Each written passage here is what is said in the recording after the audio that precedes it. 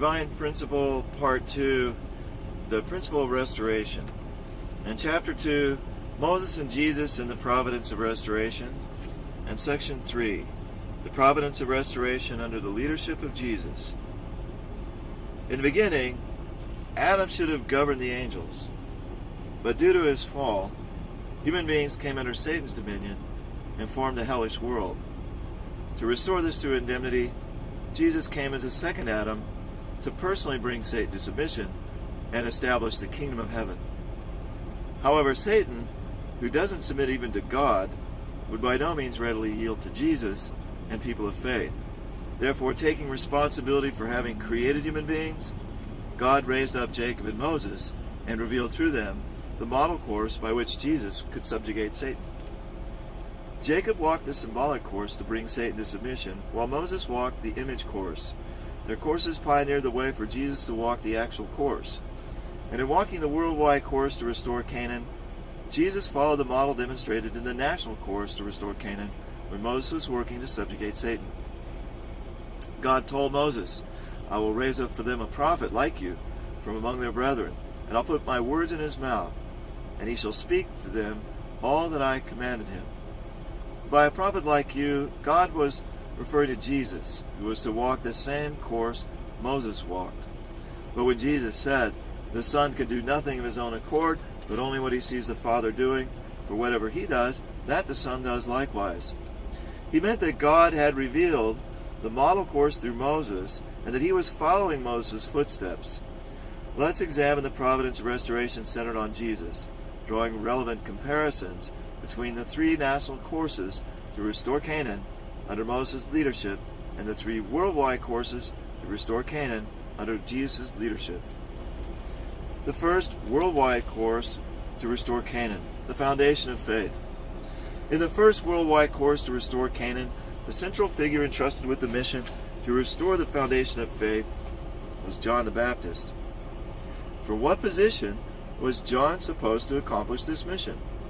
In the national course to restore Canaan under Moses' leadership, Moses broke the tablets of stone and struck the rock twice. This set up conditions for Satan to strike the body of Jesus, the fulfillment of the tablets and the rock, should the Jewish people of his day not believe in him. For Jesus to be released from this condition, the chosen people entrusted with the mission to prepare for his coming should have united around the temple, the image representation of the Messiah who was to come. However, over the years the Israelites repeatedly lapsed into faithlessness, and thus multiplied conditions for Satan to attack Jesus. To erase these conditions, God sent the prophet Elijah. Elijah worked to separate Satan by defeating the prophets of Baal and Asherah, 850 prophets altogether, and then ascended to heaven. Yet because Elijah didn't complete his mission entirely, he had to return. John the Baptist was the prophet who came as Elijah to complete this unfinished mission, to separate Satan and make straight the way of the Lord. The Israelites had suffered hardships in Egypt for 400 years without a prophet to guide them. They finally met Moses, the one man who could lead them into Canaan as a nation in preparation to receive the Messiah.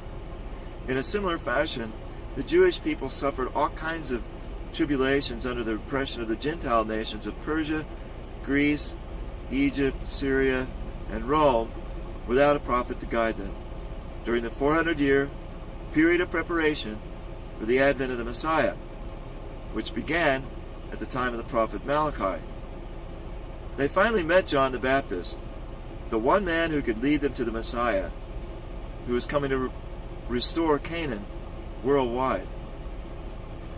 Thus, John the Baptist, like Moses, was called on the foundation of a 400-year period for the separation of Satan. Moses had learned to love his brethren and the traditions of his fathers while in the Pharaoh's palace. Likewise, John the Baptist learned the way of faith and obedience to heaven and made preparations for the Messiah while living on locusts and wild honey in the wilderness. His life was so exemplary that many people, including the priests and Levites, wondered whether he might be the Messiah. In this way, John the Baptist successfully established the dispensation of 40, the separation of Satan, and was able to lay the foundation of faith for the first worldwide course to restore Canaan. The foundation of substance. Since John the Baptist stood in the same position as Moses, he likewise stood in the dual positions of parent and child. From the position of a parent, he restored through indemnity the foundation of faith. From the position of a child, he secured the position of Abel, fulfilling the indemnity condition to remove the fallen nature.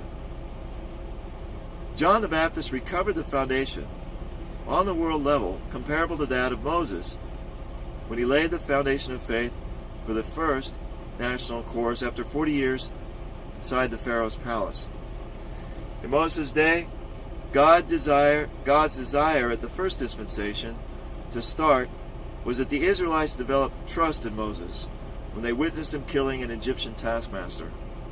The Israelites were then to leave the satanic world of Egypt and travel to the land of Canaan. In John the Baptist's time, however, the Jewish people were not to leave the Roman Empire and set out for another land. They were to remain within the empire, win over its people, and restore the empire to God's side. God conducted the dispensation to start by encouraging the Jewish people to believe in John through the miracles surrounding his life. At John's conception, an angel gave a wondrous prophecy concerning the child. When his father Zechariah didn't believe it, he was struck dumb, and his speech returned only after he circumcised and named the child.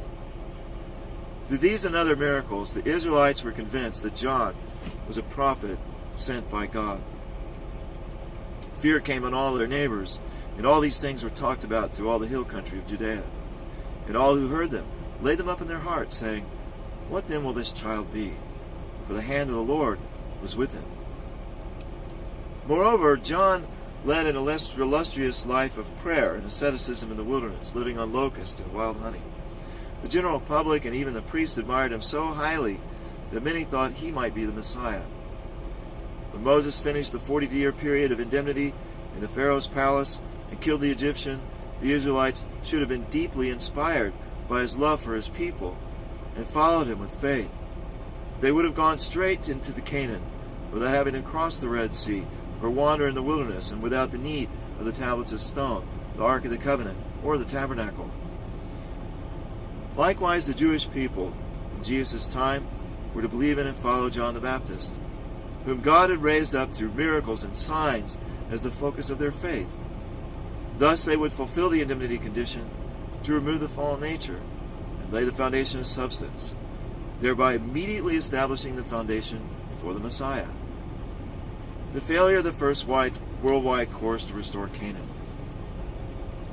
The Jewish people stood on the foundation of faith laid by John the Baptist and followed John as if they were following the Messiah. Thereupon they brought an end to the Old Testament age and were ready to embark on a new course to restore Canaan worldwide. Yet, as was explained earlier, John the Baptist harbored doubts toward Jesus. Even though he had testified to him, he sent a delegation and asked Jesus, "Are you who used to come, or shall we look for another?" He denied that he was Elijah, even though he in fact came to fulfill Elijah's mission. This not only blocked the Jewish people's path to Jesus, it even led them to oppose him. In effect, John left the position of Abel, depriving the Jewish people of the central person with whom they could fulfill the indemnity condition to remove the fallen nature. And this blocked their way to complete the foundation of substance, or the foundation for the Messiah. Consequently, the first worldwide course to restore Canaan was aborted. As was the case in Moses' days, it was prolonged to a second and then a third time. Third course. The second worldwide course to restore Canaan. Foundation of faith. Jesus takes on the mission of John the Baptist. In relation to Jesus, the perfect Adam, John the Baptist came in the role of a restored Adam. He was to establish the foundation for the Messiah, thus completing all the unfinished missions of the central figures of the past who had labored to restore the foundation of faith and substance. Upon this foundation he was to present all the fruits of providential history to Jesus, and guide the Jewish people who trusted and followed him to receive Jesus. Finally, he himself should have attended Jesus with faith and devotion. Even though John the Baptist didn't know it, the baptism which he gave Jesus at the Jordan River was in truth a ceremony of offering Jesus all of John's lifelong accomplishments for the sake of God's will. Nevertheless, because John the Baptist gradually came to doubt Jesus, finally even undermined his work, the Jewish people who had the highest esteem for John were compelled to disbelieve in Jesus. Consequently, the foundation of faith which John had laid for the first worldwide course to restore Canaan was invaded by Satan. Jesus himself now had to take on John's mission and restore through indemnity the foundation of faith in order to set out on the second worldwide course to restore Canaan. When Jesus fasted for 40 days in the wilderness, it was to separate Satan for the very purpose of restoring this lost foundation of faith. However, for this he lowered himself to assume the position of John the Baptist. Jesus, who came as God's only begotten Son and the Lord of glory, was not meant to walk a path of suffering. Rather, it was for John the Baptist, born with the mission to make straight the way of Jesus, to go through tribulations. However, because John didn't complete his responsibility, Jesus had to undergo suffering in John's place. Jesus enjoined Peter not to reveal to the Jewish people that he was the Messiah, because although he was the Messiah, he had assumed John's role for the purpose of beginning this phase of the Providence. Jesus' 40-day fast and the 3 temptations in the wilderness.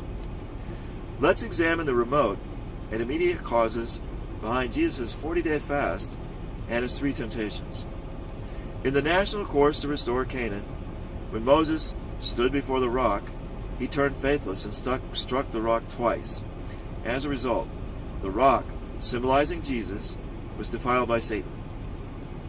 This act affirmed the possibility that centuries later, when Jesus came to walk in the footsteps of Moses' course, John the Baptist might become faithless, and Satan could then attack Jesus, the fulfillment of the rock. Moses' act also affirmed the possibility that Satan might invade the foundation of faith laid by John the Baptist. Hence, Moses' act of striking the rock twice was the remote cause which, should John lose faith, would compel Jesus to endure a 40-day fast and face 3 temptations in the wilderness for the purpose of restoring this lost foundation of faith. John the Baptist actually did become faithless, and Satan invaded the foundations of faith which John had laid. This was the immediate cause of Jesus' undertaking a dispensation of 40 for the separation of Satan by fasting 40 days and overcoming the 3 temptations. By doing this from the position of John the Baptist, Jesus restored through indemnity this lost foundation of faith. It's written that after 40 days, Satan tested Jesus 3 times. First, he showed Jesus stones and tempted him to turn them into loaves of bread. Next, he took Jesus to the pinnacle of the temple and challenged him to throw himself down. Finally, Satan took Jesus to a very high mountain and offered to give Jesus all the kingdoms of the world if he would fall down and worship him. What was Satan's purpose in giving Jesus the 3 temptations? In the beginning, God created human beings and gave them the 3 great blessings: perfection of individual character, multiplication of children, and dominion over the natural world, by which they might accomplish their original purpose of creation. By inducing the first human ancestors to fall, Satan deprived humanity of the 3 great blessings, and thus prevented the fulfillment of the original purpose of creation. Jesus came into the world to accomplish the purpose of creation by restoring these 3 blessings. Therefore, Satan tempted Jesus 3 times in an attempt to prevent him from restoring the 3 blessings and accomplishing the purpose of creation. How did Jesus confront and overcome the 3 temptations? First, let's examine how Satan came to be in a position to impose temptations on Jesus. Satan first took such a dominant position when in the national course to restore Canaan he claimed possession of the rock and the tablets of stone, which symbolized Jesus and his would-be bride. This was possible because Moses broke the tablets of stone and struck the rock twice in anger at the faithlessness of the people. In the worldwide course, when John the Baptist failed his responsibility, the Jewish people became as disbelieving and disobedient as the Israelites were in Moses' time. Therefore, as God had already foreshadowed in Moses' course, Satan rose to a position of power from which he could impose temptations on Jesus. After Jesus completed the 40-day fast in the wilderness, Satan appeared before him and tempted him, saying, "If you're the Son of God, command these stones to become loaves of bread." Satan had possession of the stone. He had claimed the water-giving rock and the tablets of stone based on the condition first set by Moses' mistakes, and then brought to fruition by John the Baptist's faithlessness. Moses had first obtained the stone after fulfilling dispensations of 40 for the separation of Satan in the wilderness. To purify and recover the stone, Jesus fasted in the wilderness for 40 days. Satan was well aware that Jesus went into the wilderness for this purpose, and his intention in giving the first temptation was to keep the stone in his possession.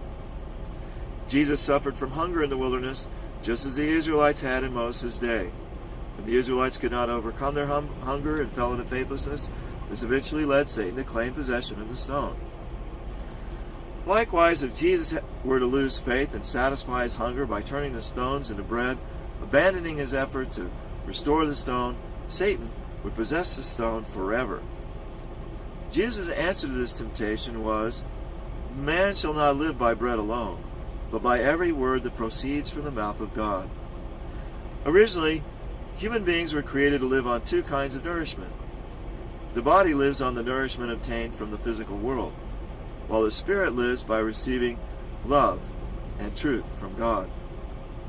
However, since fallen people cannot receive the word directly from God, their spirits have life by the words of Jesus, who came as the incarnation of God's word.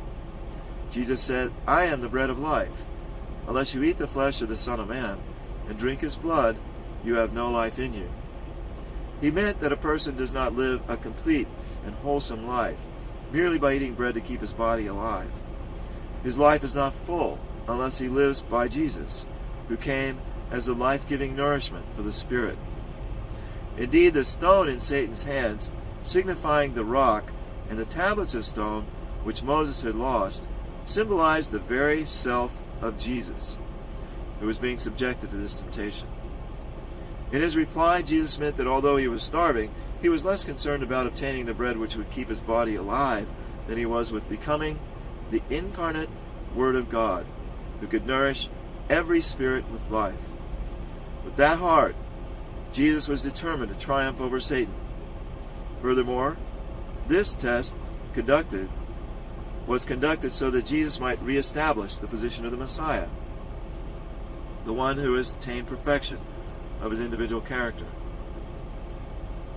by overcoming the temptation from the position of John the Baptist. Jesus defeated Satan because he spoke and acted in full accordance with the principle. By his victory over this temptation, Jesus fulfilled the condition to restore the individual nature to perfection and thereby establish the basis for the restoration of God's first blessing. Next, Satan brought Jesus to the pinnacle of the temple and challenged him, saying, "If you are the Son of God, throw yourself down." Jesus referred to himself as a temple, and it's written that Christians are temples of God and members of the body of Christ. From this we can understand that Jesus is the main temple, while we believers are the branch temples. Jesus came as the Lord of the temple. Even Satan had to acknowledge his position. Thus he put Jesus on the top of the temple. When Satan dared Jesus to throw himself down, it meant that he wanted to usurp Jesus' position as the Lord of the temple by enticing Jesus to fall from that position to the lowly state of a fallen person. At that moment, Jesus answered him, "You shall not tempt the Lord your God." Originally, angels were created to be governed by people who have realized their God-given nature. Hence, even fallen angels should rightfully submit to Jesus, their Lord. Accordingly, it was an unprincipled act for an angel to attempt to usurp the position of the Lord of the temple from Jesus. Jesus' response meant that Satan should not test God by tempting Jesus, the incarnation of God, who works his providence in strict accordance with the principle. Moreover, by prevailing in the first temptation and restoring his individual character as the incarnate temple, Jesus had already secured the position as the Lord of the temple. Therefore, Satan had no condition to tempt Jesus again, but should have retreated at that point.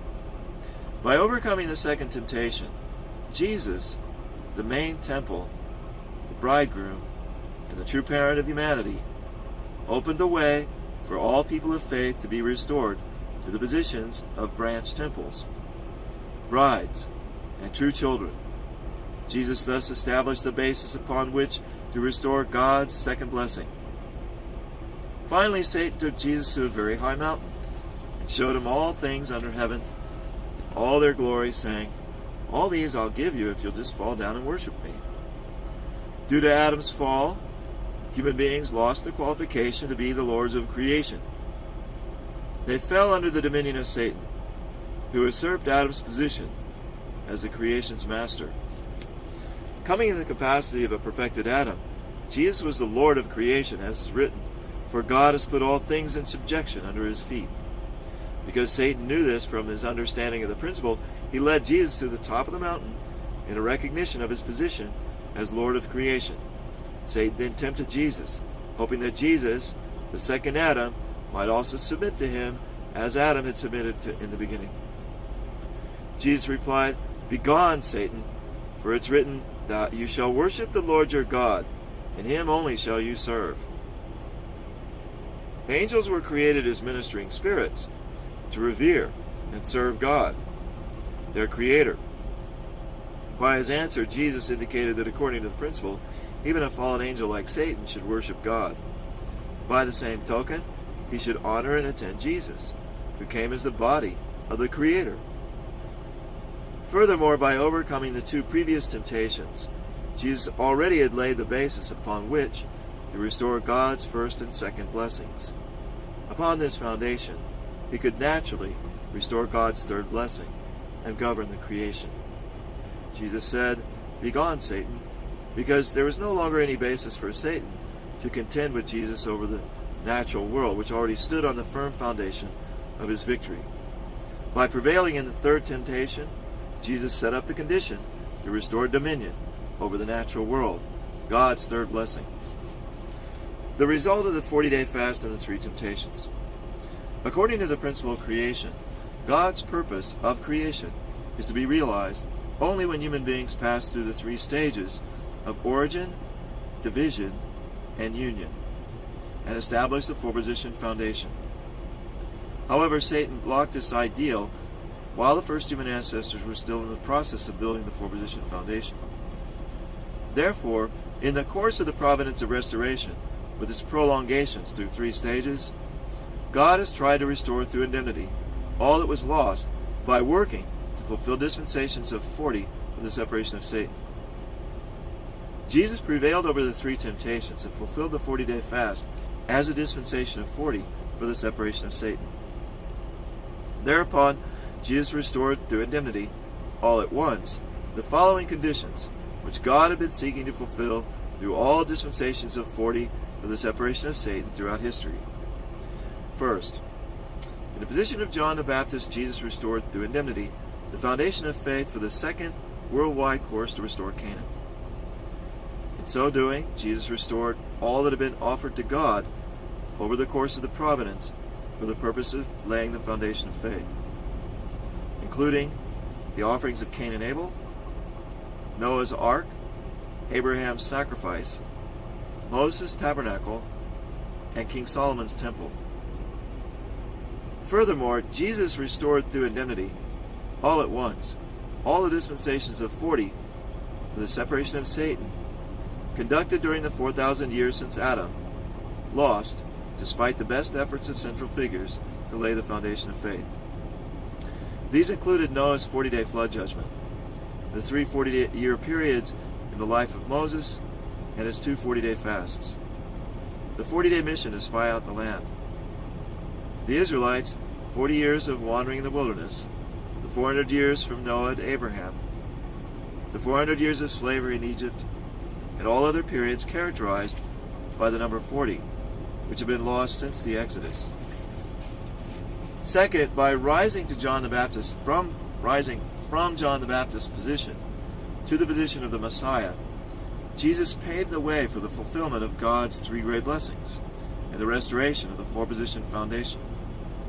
Having successfully made his offering, Jesus stood as the fulfillment of the tablets of stone, the Ark of the Covenant, the tabernacle, the rock, and the temple. The foundation of substance. Jesus came as the true parent of humanity, yet he restored through indemnity the dispensations of 40 for the separation of Satan, while standing in the position of John the Baptist. Therefore, after he restored the foundation of faith and rose to the position of Messiah and true parent, he stood in the position of a parent. At the same time, when he secured the position of Abel for the fulfilling the indemnity condition to remove the fallen nature, he stood in the position of a child, still in the role of John the Baptist with respect to that condition. In that capacity, Jesus, through his 40-day fast, attained the same position on the world level as Moses had assumed just after he'd laid the foundation of faith for the second national course to restore Canaan by enduring the 40-year exile in the wilderness of Midian. God conducted the dispensation to start the second national course to restore Canaan by providing the 3 signs and the 10 plagues. God conducted the dispensation to start the third national course to restore Canaan by having the people uphold the 3 manifestations of divine grace, the tablets of stone, the Ark of the Covenant, and the tabernacle, and obey the 10 commandments. These, as we recall, were given upon the foundation for the tabernacle, to restore the 3 signs and 10 plagues lost due to the faithlessness of the Israelites. Jesus was the fulfillment of the 3 manifestations of grace and the 10 commandments.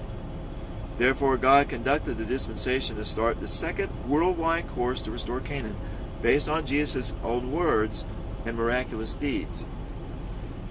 If the Jewish people in the Cain position had been moved to believe in and follow Jesus, who was in the position of John the Baptist or Abel position, they would have fulfilled the indemnity condition to remove their fallen nature and restored the foundation of substance. The foundation for the Messiah would thus have been laid, and standing upon this foundation, Jesus would have risen from the position of John the Baptist to the position of the Messiah. And then, by engrafting all people with himself, humanity would have been reborn, cleansed of original sin, and would have become one with God in heart. They would have restored their original, God-given nature, and built the kingdom of heaven on earth in Jesus' day. The failure of the second worldwide course to restore Canaan. When the first worldwide course to restore Canaan ended in failure due to John the Baptist's faithlessness, Jesus took John's mission upon himself and suffered hardships in the wilderness for 40 days. Thus, Jesus restored through indemnity the foundation of faith for the second worldwide course to restore Canaan. It's written that Jesus, who was defeated, it was written that Satan, who was defeated in the 3 temptations, left Jesus' side until an opportune time, indicating that Satan had not left Jesus for good, but might confront him at a future date. As a matter of fact, Satan did confront Jesus, working primarily through the Jewish leadership, the priests and scribes who disbelieved in Jesus. In particular, Satan confronted Jesus through Judas Iscariot, the disciple who betrayed him. Due to the faithlessness of such people, Jesus could lay neither the foundation of substance nor the foundation for the Messiah for the second worldwide course to restore Canaan. The second worldwide course thus ended in tragic failure.